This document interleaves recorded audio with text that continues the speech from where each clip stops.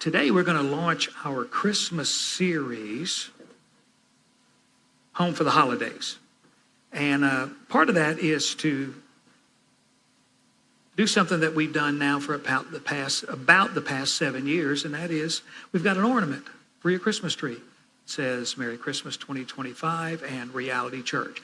So for a love gift of $100, I mean, that's what they do on TV, isn't it? Yeah, a love gift of $100 or more. We'll give you this beautiful gold ornament, gold and black ornament. It's our free gift to every family. So one per family, but you can get one at the Connect desk as you go out. And I just thought about this. If we run out today, it's okay. I have another box. I'll bring them next Sunday. So you'll get one so for the next 3 Sundays after this one, we'll still have them. But anyway, be sure and stop at the Connect desk. Pick yours up. It's black with gold, but you really can't tell when it's on your tree. We put it on the tree and it just reflects all the light, so it looks really beautiful, and it's yours. Amy made a lot of announcements, and it's difficult to remember them all. But all of her announcements and everything in the life of Reality Church is in my email. And if you don't get my email, grab one of those cards at the giving station, get it filled out, email address. How many of you got a text message yesterday? Did you get a text? If you didn't, maybe we don't have your mobile phone number. If we don't, you haven't signed up, grab one of those cards. Get signed up, and we occasionally send out just a text message as a reminder. It's not a text thread where everybody gets to go thumbs up, love this, can't wait, the stuff that we do not want to hear, okay? It's not a text thread. We've all removed ourselves because the phone was blowing up from those kind of threads. So it's just a text from us to you, just a little reminder. So grab a card and do that. And I'm trying to learn texting rules. For instance, if you text me, do I have to text you back? Anybody know? I have to text you back. I don't like that rule. I'll give you a thumbs up. If I really like it, you get a little heart. But that'll do? Okay, just a response. Let you know, okay, all right, that'll work. Okay, how about this? You call me and don't leave a voicemail. Do I have to call you back? No, I'm not. Just so you know, if it's important, leave me a voicemail and I'll call you back. But if you call and don't leave a voicemail, well, it wasn't important, so I ain't calling back. I'm just trying to learn these rules, okay? Because they're fluid. They're constantly changing, and I want to keep up with it, all right? So those are things that I'm learning. But today, launching this series entitled Home for the Holidays with the subtitle, The Light is Always On, that is kind of the thread, if you'll allow me to use that term, over the next few weeks as we reach our Christmas services on the 21st. And there is something about this time of year, doesn't it, that evokes a lot of memories? I mean, aromas, even sounds sometimes can evoke childhood memories. One of my favorite childhood memories is going to West Virginia at Christmas. One of the reasons I like to go there is because I might see snow. Some of y'all grew up in snow, no big deal. But for a kid down south, I wanted to see snow. So occasionally going up to West Virginia, I'd get some snow. Had a cousin there that we're buddies and we'd hang out together. Sometimes we'd get there in time to go to my grandmother's church and see their Christmas play. That wasn't very often because, we were busy with my dad's church.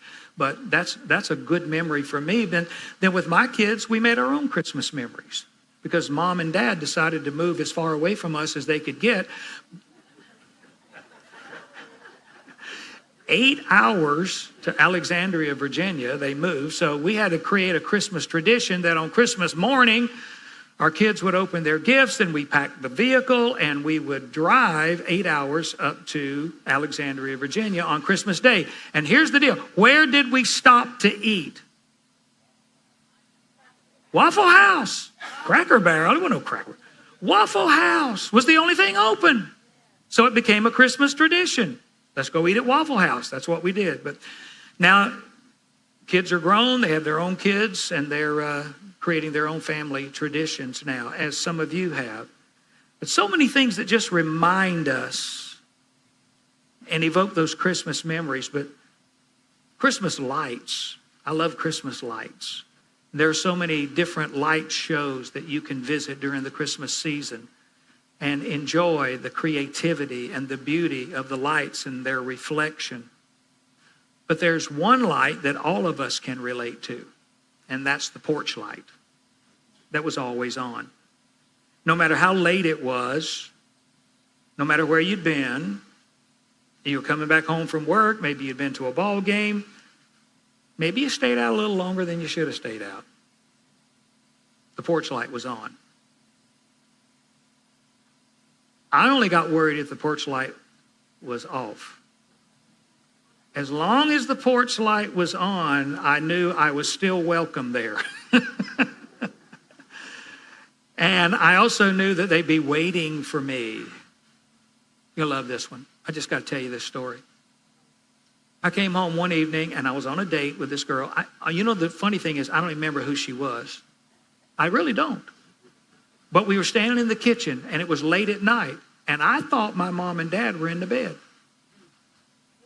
All of a sudden, the garage door opened and my dad comes up out of the garage and his knee gives away and he falls flat on his face right in front of us in the kitchen floor with nothing on but red silk boxers.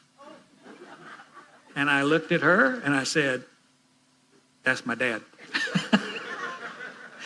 You know what he did? He got up, "Nice to meet you," and went right on to bed.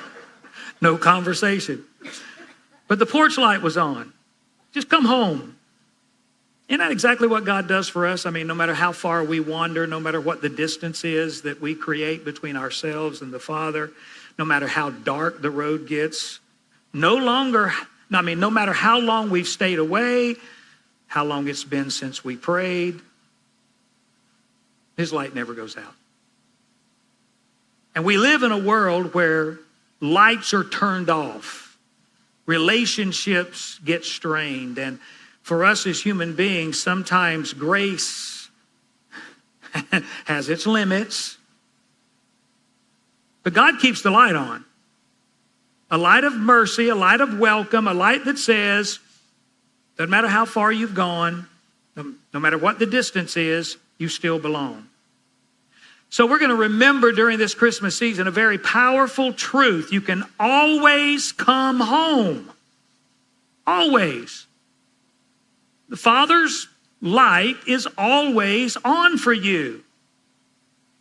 The light that welcomes us home. And it's not just a Christmas idea. This is the heartbeat of the gospel. You can always come home. And Jesus tells us a parable about a young man who'd wandered very far away. He made some choices that thought would lead to his freedom, out from under his father's rule in the house.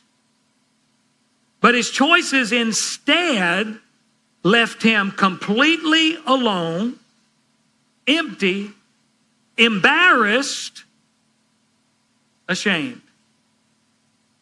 But after all those mistakes, all those bad choices, all the distance he'd created between his father and himself, his father never stopped looking for him.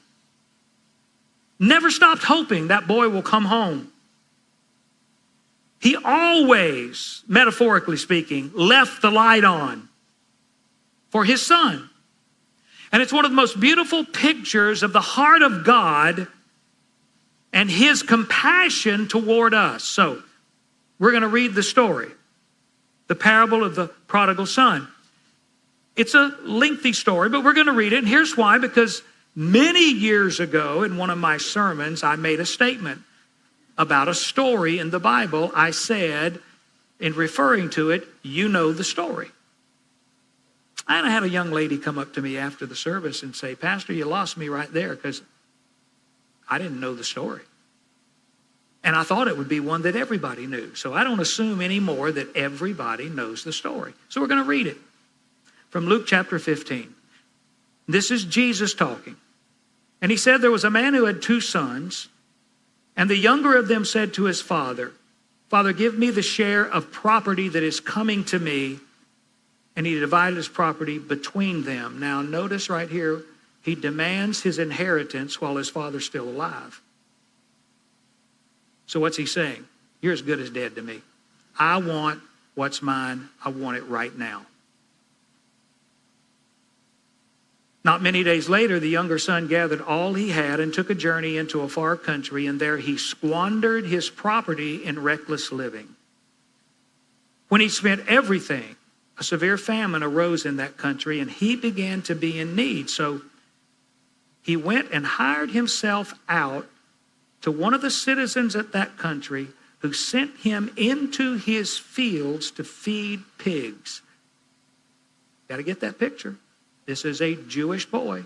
What are pigs? Unclean. This is a Jewish boy slopping hogs. And that's a nasty job. That was one of my less than preferable memories of West Virginia. My grandmother had hogs, and there were occasions I had to take the slop bucket out. And that was not very pleasant for this boy. Like outhouses, not pleasant. Okay. When he had spent everything, he found himself feeding pigs, and he was longing to be fed with the pods that the pigs ate. No one gave him anything. So I imagine while he had money, boy, did he have a lot of friends. But when he ran out of money, he found himself completely abandoned, forsaken, alone. Nobody cared. But when he came to himself, well, that's an important statement right there. I've kind of said it this way. There's an insanity to sin, that people get trapped in sin and don't even realize the condition that they're in. And so we pray for that come to Jesus, that aha moment, when they finally realize this is a death trap.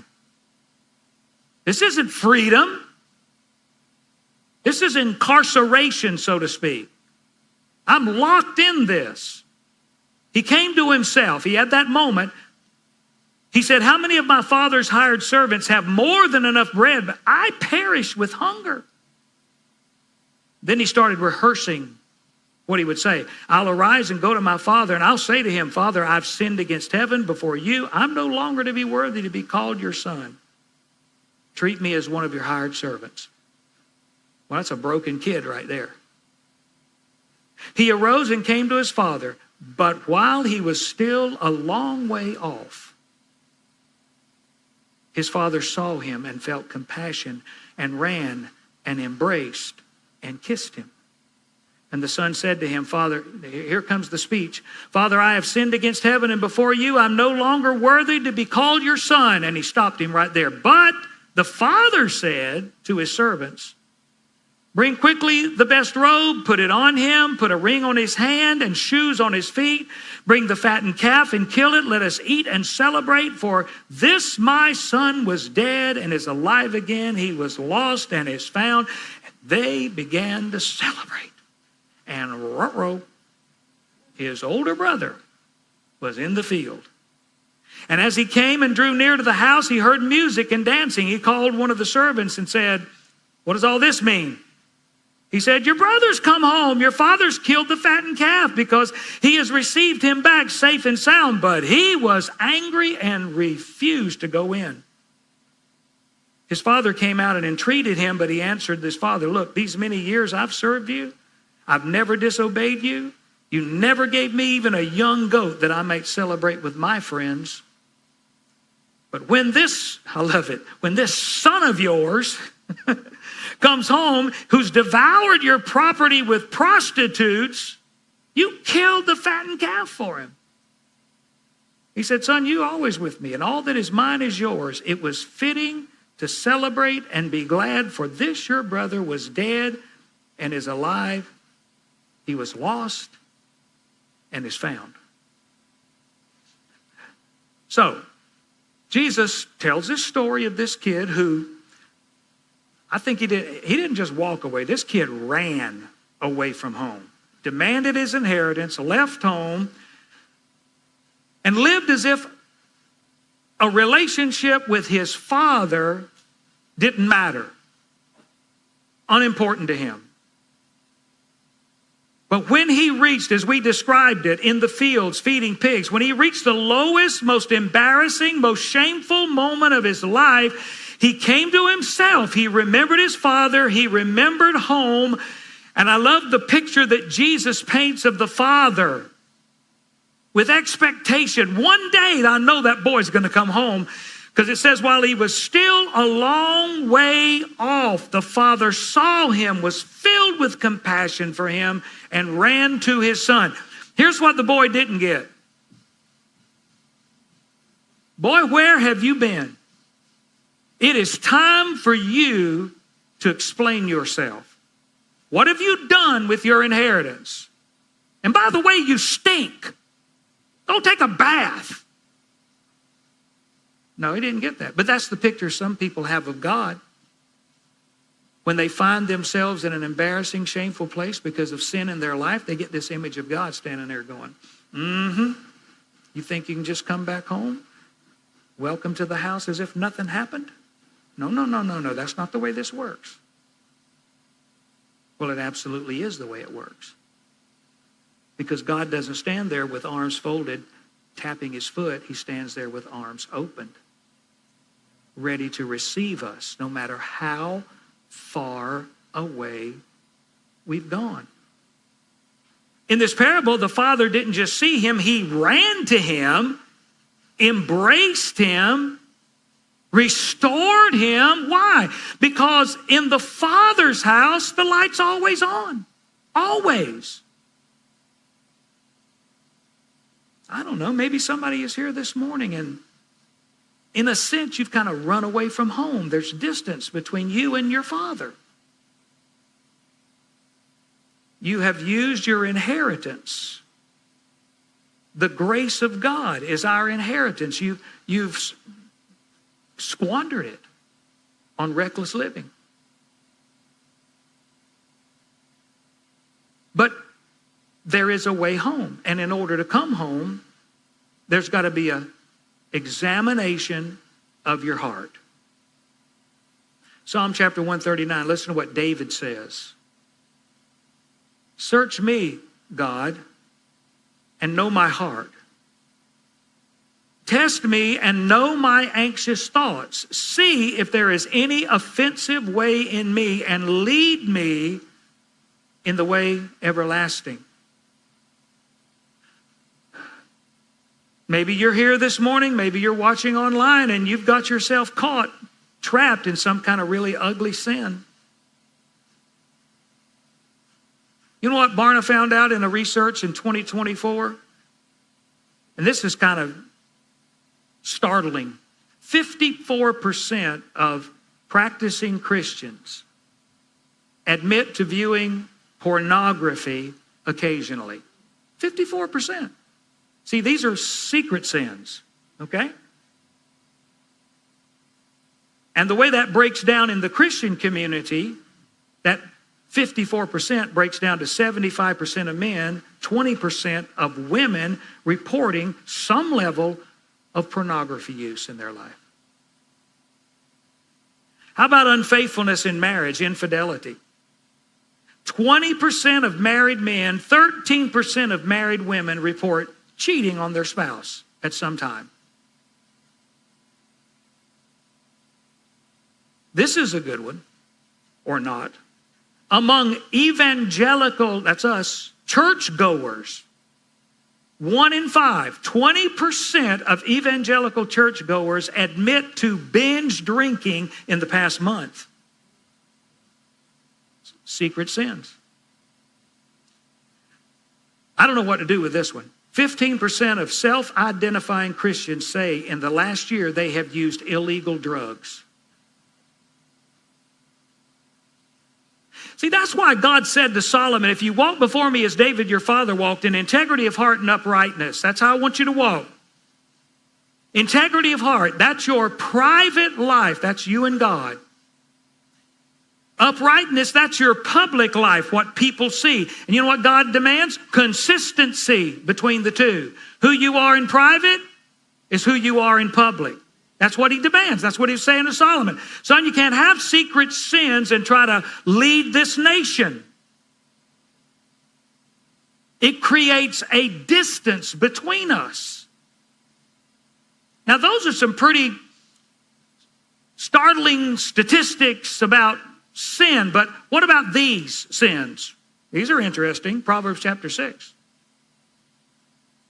There are 6 things the Lord hates, 7 that are detestable to him. Haughty eyes, a lying tongue, hands that shed innocent blood, a heart that devises wicked schemes, feet that are quick to rush into evil, a false witness who pours out lies, and a person who stirs up conflict in the community. Those are detestable to God as much as the others that I gave you the statistics for. And that's bad news, isn't it? Because very often people find themselves like that prodigal, wallowing in the mire and the mud of sin. When it started, it seemed like it was going to be fun, but it's not fun anymore. It's a trap, and it's deadly. And you've heard me say this before, but it warrants saying again. Sin will take you farther than you ever expected to go. Sin will keep you longer than you ever expected to stay. And it will cost you more than you ever expected to pay. The interesting thing about being caught in a snare or a trap of sin is this. Your adversary, he's not going to release you. You're not going to get an auto pen pardon.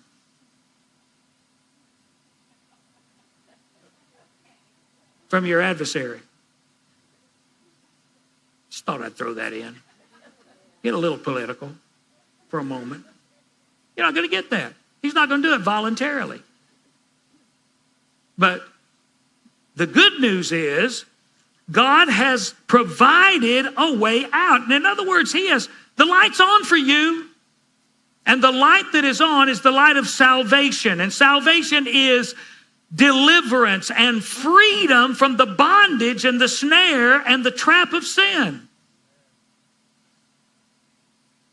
The Old Testament writer said it this way, my soul escaped like a bird out of the snare of the fowler. The snare is broken. We are escaped. Our help is in the name of the Lord. That's where we find our freedom. Romans chapter 3, because Jesus, with the light on, is standing at the door. Behold, I stand at the door and knock. If any man hear my voice and open the door, I will come into him. I will sup with him, he with me. So just like the Father in the parable, Jesus is ready to feast and celebrate your coming home.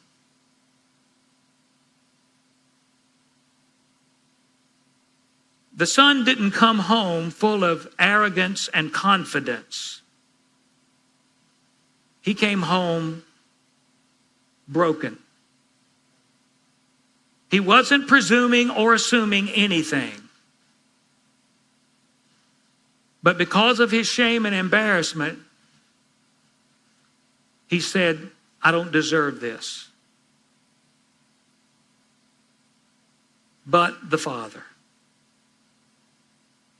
watching from the road.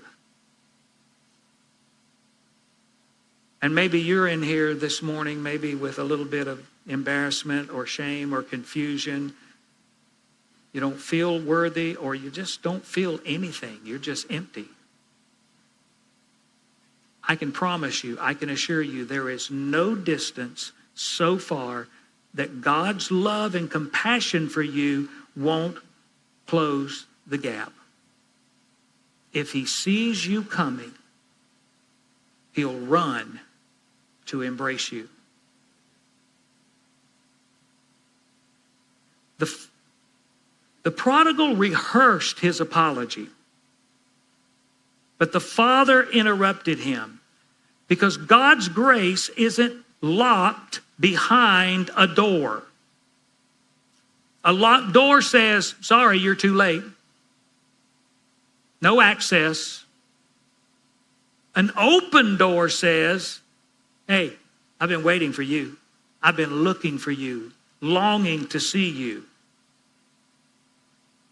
Starting into his apology, his father interrupted him. How did he interrupt him? With a robe, with shoes on his feet. He put a ring on his finger. Do you know what that represents? His identity. You're no servant of mine. You have been, you are, and always will be my son. That ring was a signet ring, an identifier of who that boy was. And that's what he does for us. When we come home, he welcomes us. So God doesn't just let us in, he lets us belong. But coming home requires a turning of your heart. The door was open at home, but the son still had to take the first steps toward home. Even though his father would meet him, he had to take the initiative and say, I need to go home. Because that's what repentance is. Repentance is a change of direction. It's a 180. I was going toward death, now I'm going toward life. I was living in darkness, now I'll be living in the light. You don't have to fix anything. I would think that prodigal probably would have liked to have been able to bathe and clean himself up and put on. He didn't have that. He had to come home just like he was. You don't have to fix it because you can't fix it. So what do you have to do? Take one step. One step toward God, because God's already running toward you. Let's bow our heads for a moment.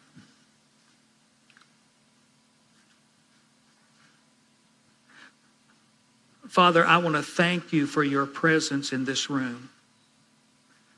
I want to thank you because it's your Holy Spirit that comes to challenge us, to provoke us, to honestly examine our own hearts.